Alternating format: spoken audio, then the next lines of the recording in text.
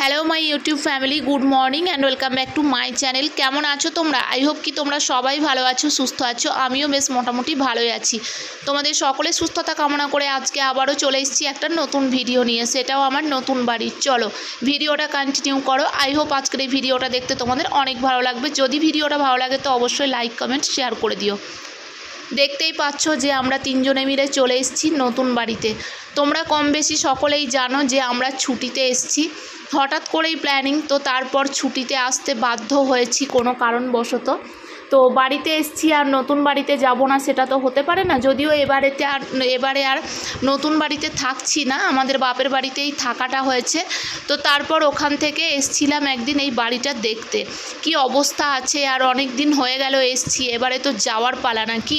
তো কিছু জিনিসও নেওয়ার আছে, সেই জন্য দেখো এসেই আগে এখানে নিচে রুমে একটা ট্যাঙ্কে কিছু জিনিস রাখা আছে, সেই ট্যাঙ্কটা এখন খোলা হবে। তারপর এখান থেকে যে সামানগুলো নেওয়ার সেগুলো গুছিয়ে নেব, এগুলো নিয়ে গিয়ে মায়ের বাড়িতে রাখবো। তাহলে যখন আবার লাগেজ প্যাকিং করব যাওয়ার জন্য, তখন সেখানে ভরে নিতে পারবো।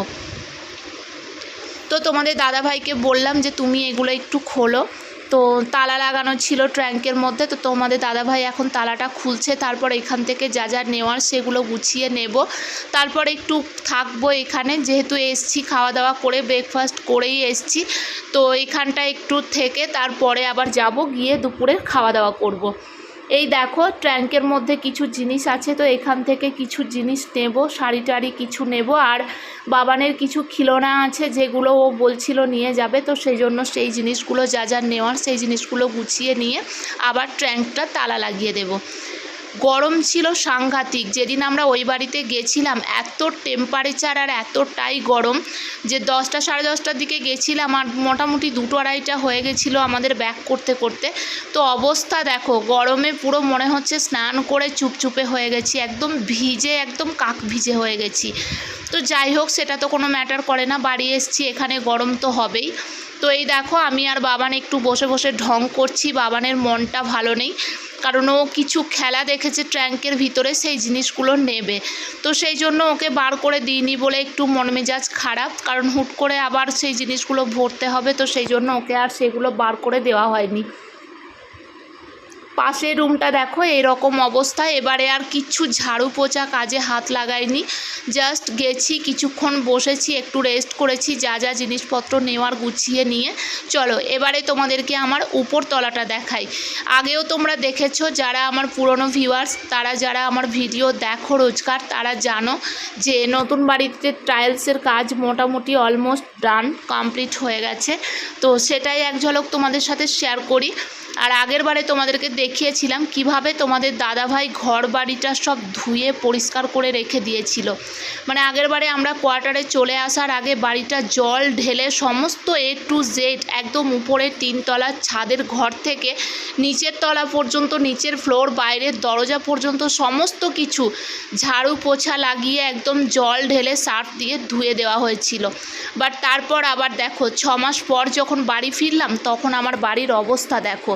বাট এবারে আর টাইম নেই যে এগুলোকে জল ঢেলে ধোয়া মোছা পরিষ্কার করার মতো, কারণ এবারে আমরা একদম শর্টের টাইমে এসছি বাড়ি, খুব তাড়াতাড়ি আবার আমরা ব্যাক করব কোয়ার্টারে।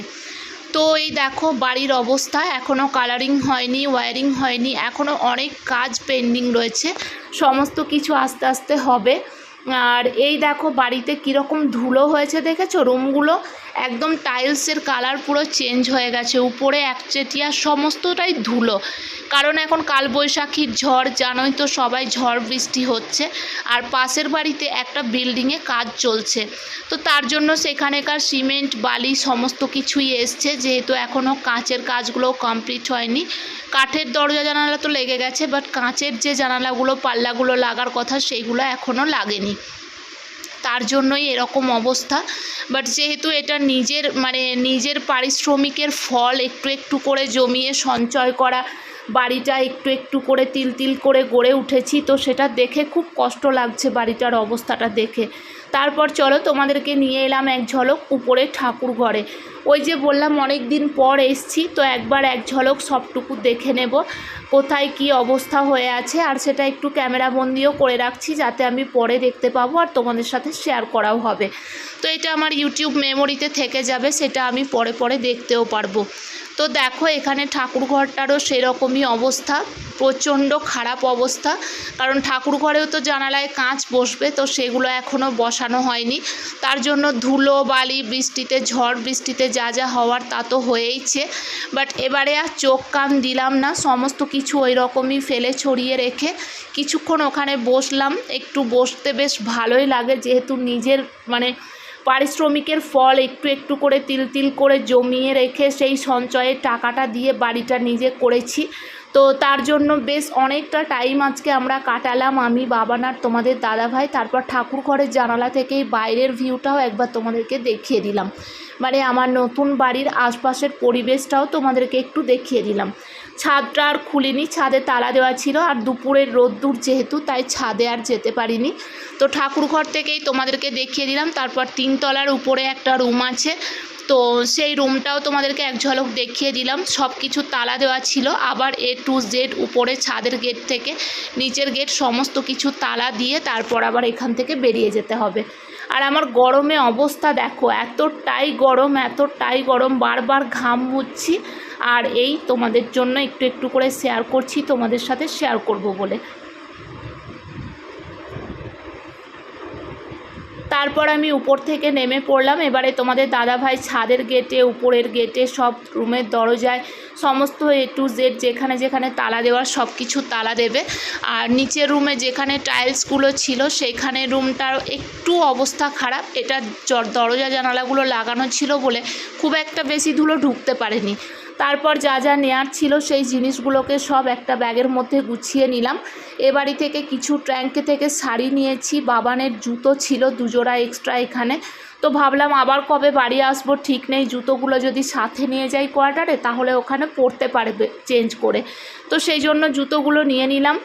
আর ওর কিছু খেলনা ছিল, কিছু পাজল ছিল, আর কি বলে কিছু খেলনা ওর ছিল, বন্দুক টন্দুক, তারপর JCB, সেই খেলনাগুলো ওর মনে পড়ে গেছে, মাম্মাম এবারে ওই খেলনাগুলো আমি নিয়ে যাব।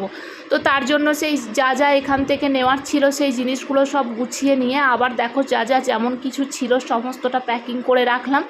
এখানে একটা চার্জার ফ্যান ছিল, সেটা চালিয়ে বাবানকে বসিয়ে রেখেছিলাম, যদিও ওই রুমে ফ্যানটা চলছিল না, সাইডের রুমে ফ্যান চলছিল। তো বাবান ওখানে সাইডের রুমে আর যায়নি, ওকে ওই রুমেই বসিয়ে রেখে আমরা একটু টাইম স্পেন্ড করলাম। তারপর আবার এসে এবারে যাব বাড়ি। তো তোমাদের দাদাভাই বাইরে এসে দেখলো বাইকের চাবিটা ভিতরে ভুলে এসছে, তো ও আবার গেল ভিতরে বাইকের চাবিটা নিয়ে আসতে। আর আমাদের বাইক যেহেতু আমাদের সাথে কোয়ার্টারে পাঞ্জাবে আছে, তো তার জন্য এটা ছিল ভাইয়ের বাইক, এটা নিয়েই আমরা এখন এইদিক ওদিক আসা যাওয়া করছি। তো আজকের ভিডিওটা কেমন লাগলো অবশ্যই কমেন্ট করে জানিও, যদি ভালো লাগে তো একটা লাইক কমেন্ট শেয়ার করে দিও। আজকের মতো ভিডিওটা এই পর্যন্তই রাখছি, দেখা হবে আবার নতুন কোনো ভিডিওতে। ততক্ষণ তোমরা ভালো থেকো, সুস্থ থেকো, লাভ ইউ অল, টাটা।